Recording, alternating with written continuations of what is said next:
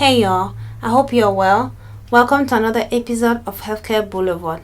This is a podcast where we shine more light on healthcare, and our goal here is to provide more options to people looking to choose healthcare as a career path, regardless of their background.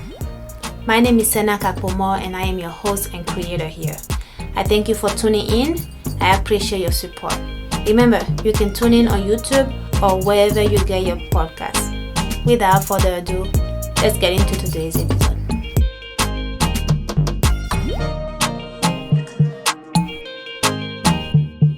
All right, Healthcare Boulevard fans, I am back with you on the mic and again here with another guest.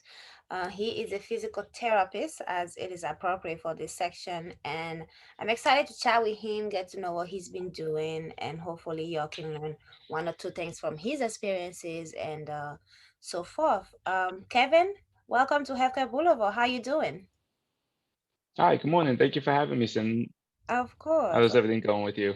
I'm well, thank you. We just learned that we both came back from a trip last night, so we're maybe in a bit of a jet lag, right? but Yes. but thank you for joining me right after your trip and all of that. I appreciate it. Um let's get started. Can you introduce yourself a little bit to the listeners and tell us what who you are and what you do right now professionally? Yes. Okay. All right. So my name is Kevin Kennefick, Dr. Kevin Kennefick. I always tell my patients to call me Kevin. And so I'm a physical therapist. I'm based out of New York. I am practicing in Jersey and in New York. I went to the University of Scranton for my physical therapy degree, and I have a master's in from the University of Northern Colorado in biomechanics. And then I did my undergraduate in the University of Scranton. And yeah, does that kind of answer the question? So I apologize if sometimes I'll come back to you for reference if I answered it correctly. No, it's fine. So how is work right now? And how long have you been working? I've been working 5 years now, and work's going pretty. It was interesting the last couple of years. Mm-hmm. When I first started, compared to the pandemic, to now, it's starting to pick back up where it's full pace again. So definitely excited for that. Okay. And what and I'm going further, I'm getting ahead of myself, but since we're on this train, what population of students do you, I mean, not student, my bad. What population of patient do you serve right now?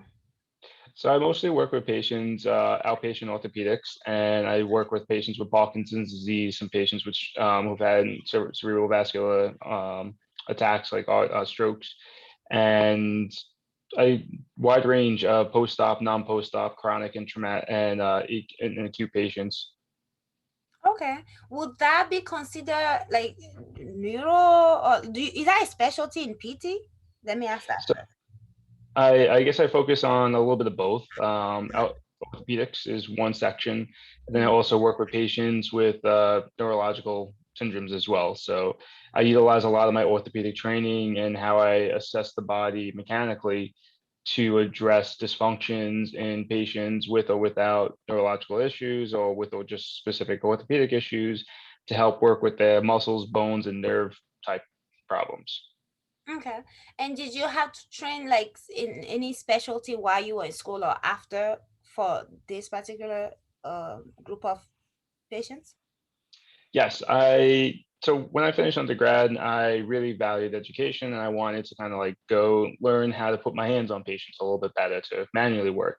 Mm-hmm. I feel like physical therapists, we have a unique opportunity to put our hands on patients and work with them. Mm-hmm. So I did some education to specialize my hands a little bit more, certification as a manual physical therapist, and I went a little bit step further to work for to go for a fellowship in manual physical therapy to specialize with the orthopedic population as well as clinicals and clinical grand rounds for working with patients with Parkinson's disease and other different diagnoses.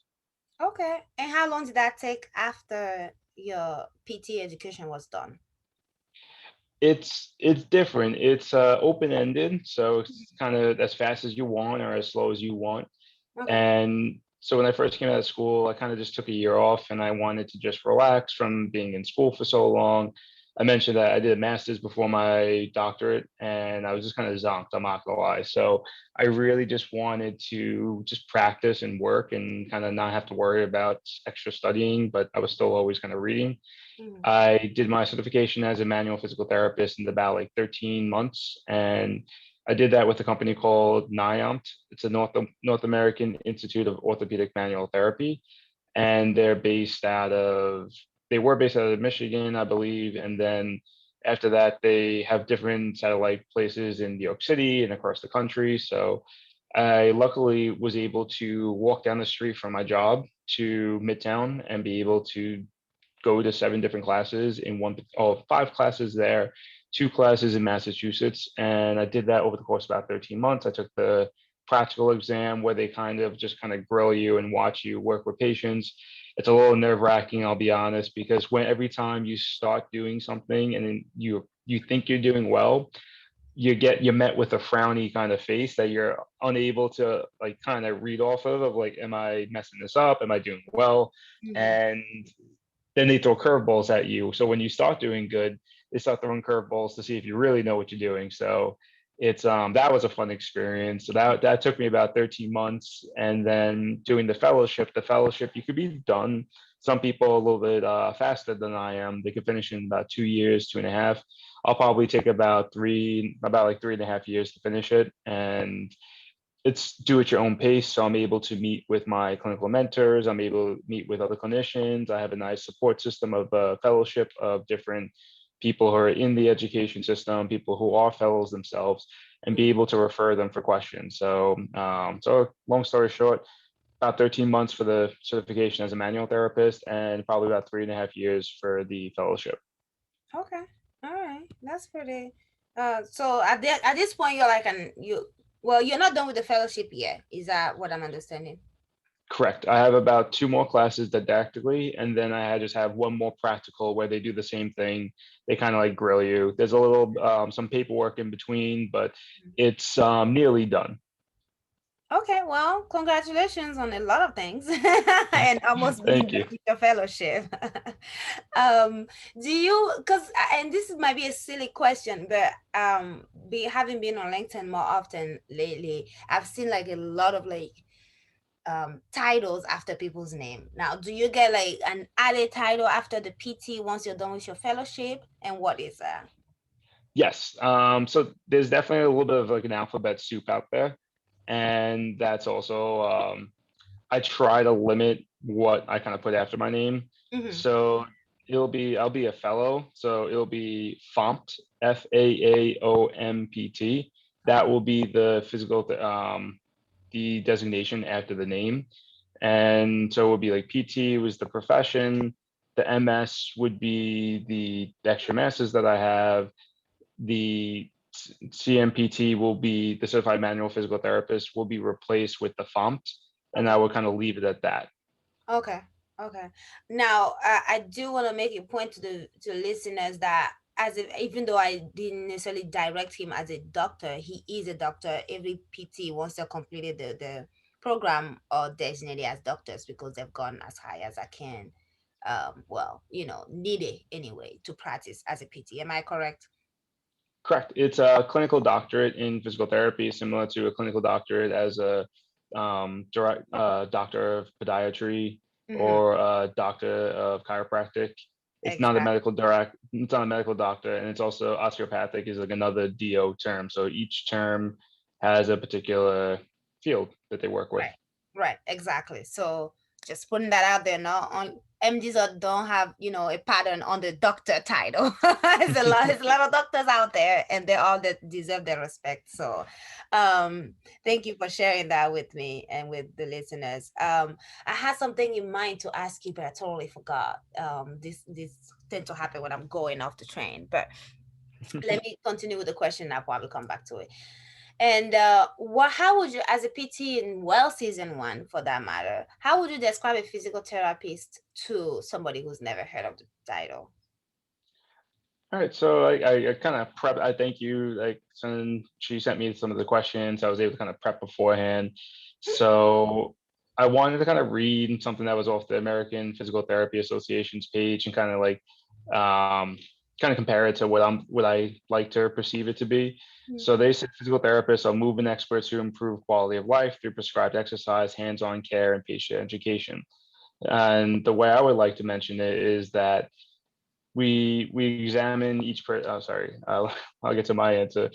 Um, Physical therapy is an art and practice to optimize efficient human performance in every aspect of life. We are all athletes of life, and we are the movement experts. We specialize in bone, muscle, and nerve dysfunctions and figure out how to help you. Okay. Now two questions, and I'll ask it just so we have it on record and we don't forget it. One is going back to what you do. I'm a little bit like curious about what your work is with the what's the type? What's the Parkinson's disease patients? And secondly to that, let's have you answer that first. Okay, in regards to Parkinson's patients, it Yeah. is a neurological disorder where it's neurodegeneration.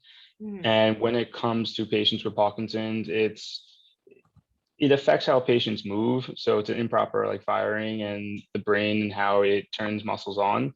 So that's where they'll have certain types of the symptoms, kind of like shaking or having certain dysfunctions of being able to move that leads into bradykinesia where they can't move that big or quickly, the flat affect or the decreased motor function. So when it comes to like using orthopedics to be able to help patients with neurological syndromes like that, it's trying to optimize the way I like to approach physical therapy. It's like a pyramid. So the pyramid is get rid of pain first, get improve range of motion, improve strength, improve speed, and then improve power.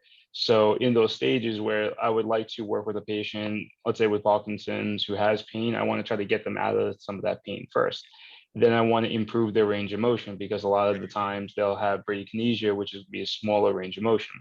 So if we're able to improve the range of motion there's something called LSVT big, which is a big range of motion and a like loud sense of it. The LSVT big and loud is another component of it. So then if they could better understand how they're moving in a larger range of motion with either like mirror feedback or visual feedback from like a 2D motion analysis system or a camera system, they could slow down some of the progression of it by improving their reprogramming their brains to think that, because sometimes if they raise their arm up, they're like thinking like my arm's over my head and it's really not. So it changes that proprioception, that kinesthetic sense of like where their body's in space.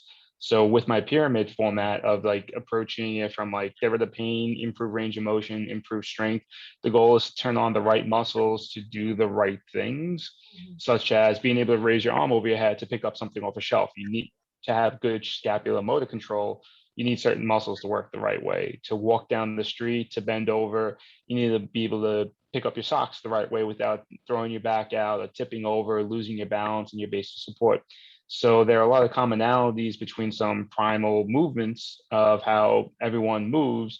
And then I like to incorporate that into how I treat patients with neurodegeneration and try to optimize their function as best as we can by improving their range of motion, improving their strength throughout their full range of motion, because that's a characteristic of it is that it decreases those aspects. So my goal is to try to approach it from there. Now, I don't want to say that that's the only approach. I just want to say that's my approach. So there are other people that approach it a little bit differently, but that's just how I would reason why I approach it that way. Okay. Okay, that's fair. That's no, that I was very interested in that because and another thing I love about doing this is I get to see more of what other specialties that I've field that I've heard about and perhaps worked with do what else they can do. So I didn't know that PTs work with folks with Alzheimer's and Parkinson's and so forth. So I was very interested to see how you help them. But thank you for sharing that. Um Absolutely. and Now, as far as your fellowship, what style do you guys have for choosing your fellowship? Do you just choose it based on your interests, or are you assigned a fellowship? How does that work? I would say we choose what we're interested in, which I think is very lucky for us as a career. Mhm. And you can, so there's about 44 fellowships out there. This is some of the stats off of it's a mouthful. The American Board of Physical Therapy Residency and Fellowship Education. I just checked their stats. And as of 2021, June 1st, there's about 2,400 fellows currently who've passed, and out of like 258,000 PTs in America, there's 44 fellowship programs, there's 329 residency programs.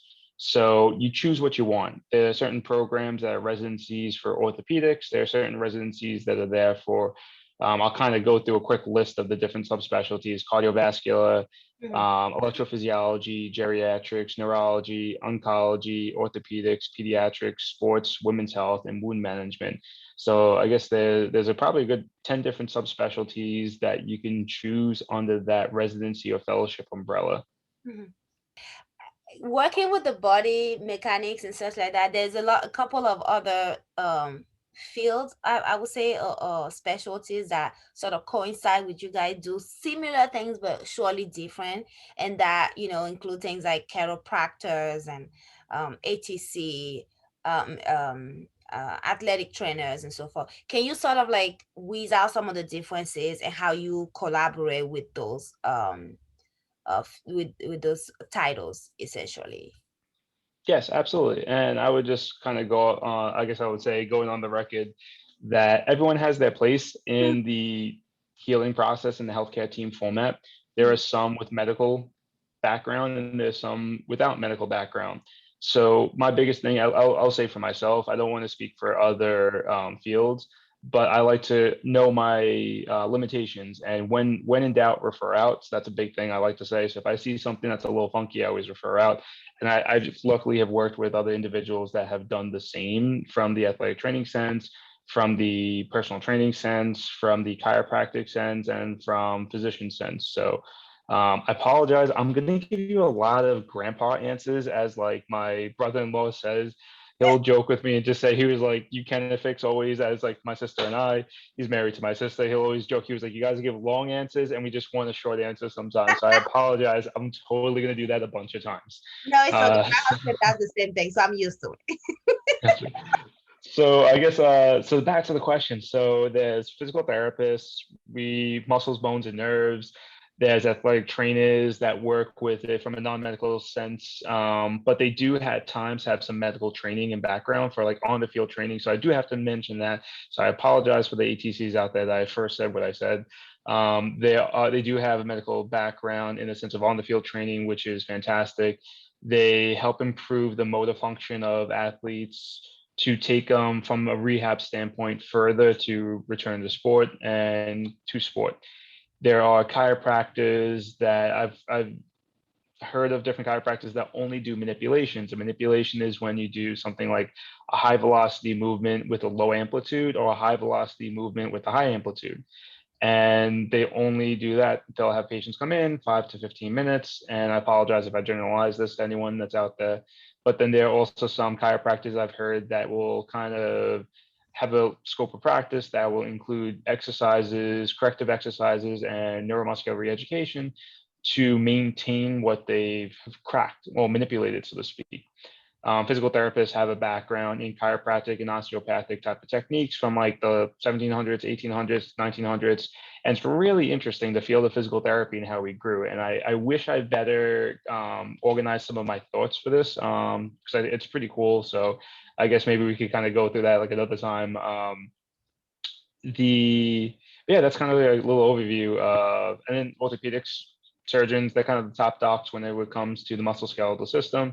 So we kind of have a little bit of a hierarchy, but we're all taken to effect what the other says. I've referred patients out to orthopedic surgeons, to orthopedic non-surgeons, I've collaborated with chiropractors who've been working with patients. And the main thing is, when we try to work with patients, we want to try to get them better in the first like several visits. Within 6 visits, we can't make a positive impact, then something else could be going on. So we always look to refer out and lean on each one of the team members of the healthcare team. What do you like about physical therapy, and what is some of the challenges, or what are some of the challenges that you faced? Oh, good question. I saw this. I was like looking through your whole list of questions. And I was like super professional, typing up some of my answers.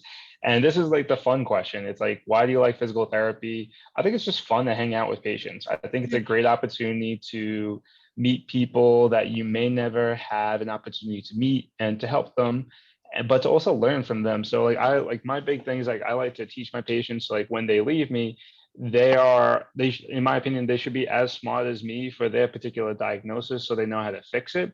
Mm, But in the same time, I'll learn a few things from them. I'm not asking them, hey, what should I do for an IRA Roth versus a regular 401k? But like we'll talk about different sports, we'll talk about history, we'll talk about science, we'll talk about books. So it's a really fun field where you meet just a myriad of different personalities from different walks of life. So that's my favorite thing. Like I'm definitely much of a people person, mm, so I like having that interaction. I will say I like hanging out with them because I also alternatively hate writing notes. I hate documenting. That is like the my biggest hatred for physical therapy is having to chart.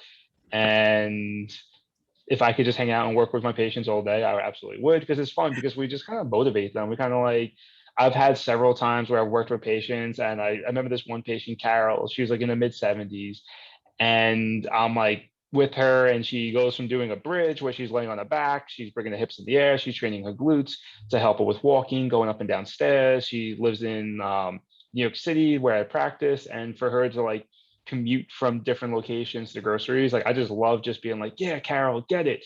Like she just went from doing like no 10 bridges and fatiguing to being able to do like 3 sets of 15 with like a 10 to 20 pound dumbbell on her waist. So okay. like I love just being able to be like, yeah, you get it, get it. And so I love the atmosphere of being in a clinic. It's open in the clinics that I've typically worked in. So it's a fun environment and everyone's pretty fun, pretty cool, and cool in the sense of like we're nerds who like science, we like to exercise and we like to stay fit and we like to stay relevant with up to date clinical practice. So I guess that's what I mean by the term cool. We're all nerds, so to speak. I feel it. And what are some of your challenges? Some of my challenges, would you give better context? Or I Um, guess more just context? just in the field of PT, what are I guess some things if you could you would change about the profession, or your day-to-day life. It's up to you, whatever comes. I guess the first thing that popped in my head, I would love to order images if I could, and for like X-rays or MRIs when needed. Now, that doesn't mean that patients need to have them done, but I would like the opportunity for that. I would like the opportunity to not have to fight the insurance companies for things Mm-hmm. and to fight for like reimbursement rates or for fight for more approval and for different more sessions for patients because it's like a fine line of saying that a patient is like this much dysfunction, but if you say that they're this much dysfunction on the evaluation, then the insurance company is going to say they only need a few visits because they are like not that messed up, so to speak. And then Mm-hmm. if you, when it comes to the progress note, if you show that they've improved too much, then the insurance company will be like, well, they improved so well, so they don't need many more visits. Or if you show they don't improve enough, then they're like, well, they're not getting much better, so we shouldn't improve much more visits. So it's a fine line, that insurance game. Those would be like my things I would mention, refer to your question. Mm-hmm. Mm-hmm. No, I might end up putting like doing like a remix of clips of people's challenges across board, and a lot of it is insurance. So you're not alone. I heard it from the PAs. I heard it from the pharmacists. It's interesting. And I'm sure I'll hear it from the MDs when the time comes, or even NPs.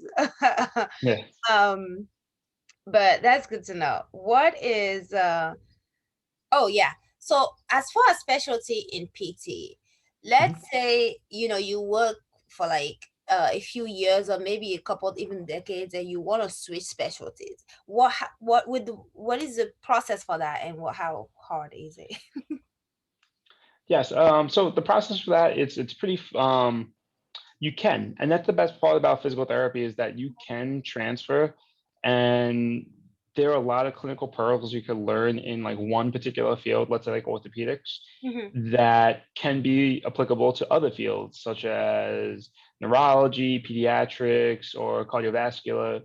And there are some things that don't. There are specific clinical pearls, I'll say, for maybe like women's health that are not as generalizable for orthopedics and or for clinical electrophysiology, which is like an interesting kind of subset of physical therapy. I don't know as much about, but you could take a lot of lessons and theories that you have with humans. Humans, we're muscles, we're nerves, we're bones. So if you kind of know those general concepts and then you learn those new clinical pearls for, let's say, cardiovascular, such as certain medications that patients are on, and that's something you want to be aware of like what medications they're on. Is it going to complicate things? Are they going to have orthostatic hypotension where they're going to stand up and they're going to pass out?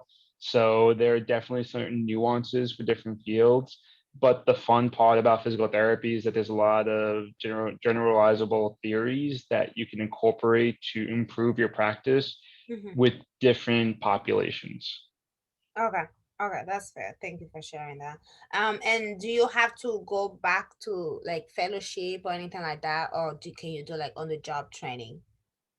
You can do both, honestly. And I think that is a great opportunity. I would just reference that it's always great to have good mentors or a good support system to turn to for Mm-hmm. questions that you may have.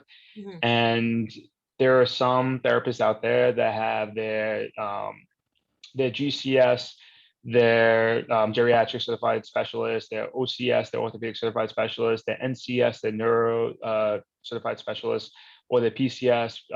There's so out of those 10 different fields I mentioned, those are the subsets you could be board certified for. So Mm-hmm. you could go back to school and just kind of keep cranking them out, not to like PT school, but to like residency school or testing or board certified tests or fellowship programs. So there's so many different opportunities that are beneficial for your different types of learners, people who want to be in person, people who don't want to be in person, people who want to more didactically read and be able to incorporate into their own practice. So it's that's the fun part about physical therapy. There's many options that you can do for your personal type of like learning. Mm-hmm. Mm-hmm. And what are your shifts like right now as you work in fellowship? Okay, so right now, fellowship, it doesn't take away from my caseload per day. There are some residencies that may have you like some didactic and less patients per day. There are some programs that residencies you still see full patients per day. Mm-hmm. Currently, I work for a company called Eden Health, and I also see my own patients as kinetic physical therapy. So I see more patients like one-on-one. So I'll see patients anywhere from like 5 to 10 patients a day, which I really like compared to where I came from. Right, right. No, that's fair. And how is work-life balance with as a PT? I would say at times it could be terrible. I will. It's a fine line. So there, you'll have your individuals who like you'll go to work and you do your job and you take care of people, which is a wonderful component. And but for me, I guess I do the extra education because I like to know more things. I feel like I have a unique opportunity to be able to like help patients. Mhm. So I've always wanted to take that and like great pride and be able to have as much education to help them get better quicker. So I do a little bit of that sprinkled throughout the day, sprinkled throughout the week, sprinkled throughout the month and the year. Um, I also like to stay creative. So I've actually incorporated several components of my own personal business, Kinetic Physical Therapy, to kind of tie in everything else that I like to do. I like to write, I like to draw, I like business, the concept of business. And so I guess my work-life balance isn't as good, but it's incorporated with hobbies of mine Mhm. that are just very intertwined with physical therapy. So I don't want to define myself as like physical, it's just a physical therapist. I just like I like to play around, and this is how I like to play around. It just happens to be it's with a clinical doctorate in physical therapy to help patients and to do more stuff with it. Okay, all right. And what are some, if any, your projects outside of physical therapy, as you mentioned, that you're working Yeah. on and now have worked on? All right. So I'll say some of the projects that do take up some of the time. So I guess in like a daily routine, I'll do work for Eden Health, which is the medical tech startup that I work for. So I work for them for a portion of the day. Some of my other stuff is I see patient facing on my own as Kinefic Physical Therapy under the umbrella Kinefic Physical Therapy. I think it's a unique opportunity as a business owner to have an ability to do what you want to also help supplement your pay. So my hobbies also help try to get me financial gains to kind of get paid to kind of take care of me and help allow me to do more fun hobbies. Again, sorry for the grandpa answer, but some of the things I like to do for kinetic physical therapy. So I'm trying to write a marathon training book, and I've been working on that the last like 4 years. And I use myself as a test subject. What I learned from writing the book and working myself as a test subject, I incorporate with patients I've seen in the past, and I've refined my program to make them better, make them rehab and still train. So that's a fun subsect of Kinetic Physical Therapy. I have a website, kineficphysicaltherapy.com, that allows me to have a platform to be able to like make different products that are on there from a physical therapy sense or from almost like a sales sense. Like, not that I'm trying to like push products or anything like that. You could put stuff on the website from Amazon affiliate, and I think that's a cool thing by itself. Being able to have a one-stop shop that has a bunch of products on there that people commonly need for physical therapy, where it's kind of approved list. Because I've had so many patients ask me like, "Hey, what do you think about this?" And Mm-hmm. I'm like, that's just a scam. Or I'll tell them like, "Hey, listen, that's a pretty good thing. You know what? Yeah, that's a good idea." So at least it gives a recommendation, because if patients are going to ask me, I might as well have a little list of things on my website of like, hey, these are good. So I love that learning aspect of like, what's a website, what's on the website, how to create a website, which is much more complicated than I originally thought. Mm-hmm. So I would say you definitely work with a web programmer. I did, and I was very happy for that. And even from a business sense, how that incorporates SEO terms, how that incorporates marketing funnels, how that incorporates what's going to be a product, what does it mean to even make a product, and how to standardize that product, how to trademark, how to copyright, how to logo, how it takes into effect getting a lawyer involved. So I love learning those aspects because it everything kind of ties together. So if you're a business owner, you got to know how to do all those. You could definitely do less. You could definitely do more. And as a physical therapist, when you work for another company, most of that's already taken care of. So you don't have to worry about the billing aspects, how the logo aspects, or the product aspects. So that's also kind of like a hobby of mine, just learning new stuff. Um, I guess what other things I'm doing, I'm consulting with a 501(c)(3) organization, and I apologize if I say that the wrong way. My girlfriend always jokes, messes with me, and says I always say that the wrong way.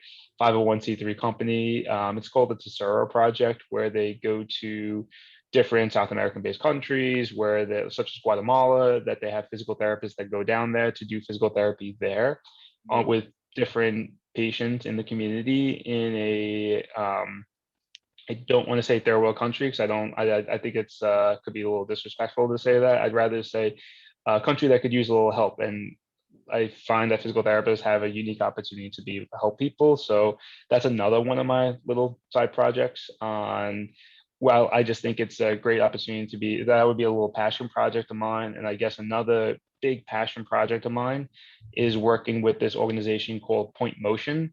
So Point Motion is a technology-based company that creates a 2D motion analysis system that utilizes cell phones or like laptop cameras to allow you to do 2D motion analysis sensing of how you do movements. And the unique component of it is the program I've created with them, the physical therapy exercise library, is incorporated with music I work with a Berkeley grad that helps me make music. His name is Jesse, and he's a fantastic beats guy. So I think that's another fun component. Is like I could say that I have a beats guy, and I really like having when the person does the exercise the right way.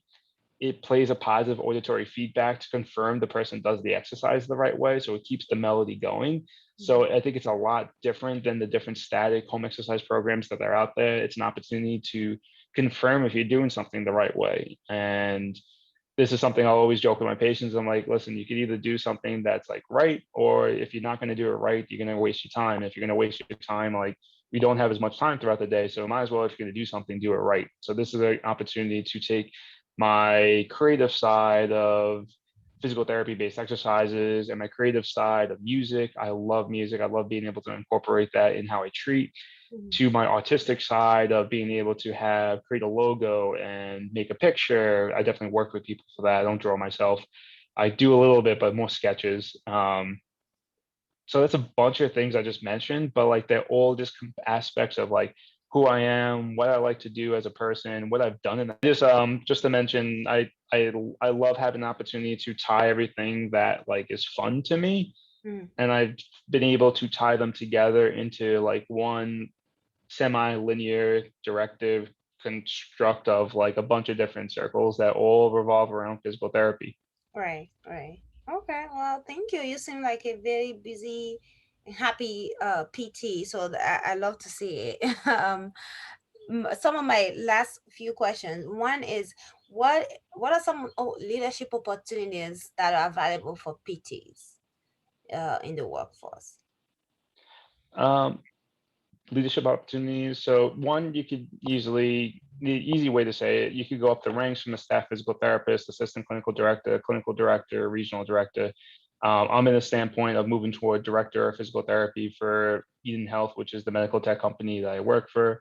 They as well, you could be a leader in your community to help work with people local for you and be a local business owner and work with the different communities that are there, your populations.